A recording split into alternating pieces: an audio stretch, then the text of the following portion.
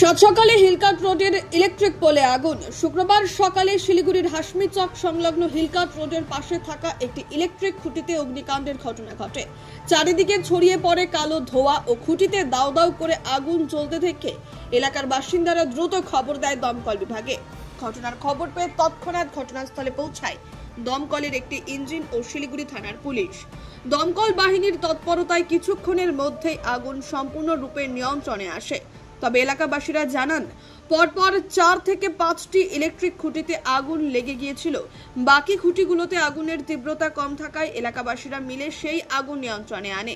পাশাপাশি তারা জানান, দমকল বাহিনীর তৎপরতায় আগুন সম্পূর্ণ নিয়ন্ত্রণে এসেছে, না হলে কোনো বড়সড় দুর্ঘটনা ঘটতে পারত। আগুনের ফলে কোনো হতাহতের খবর নেই। তবে কিভাবে এই অগ্নিকাণ্ডের ঘটনাটি ঘটল তা জানা যায়নি। দমকল বাহিনীর প্রাথমিক অনুমান মূলত শর্ট সার্কিট থেকে আগুনের সূত্রপাত। ব্যুরো রিপোর্ট, ইউজে নিউজ।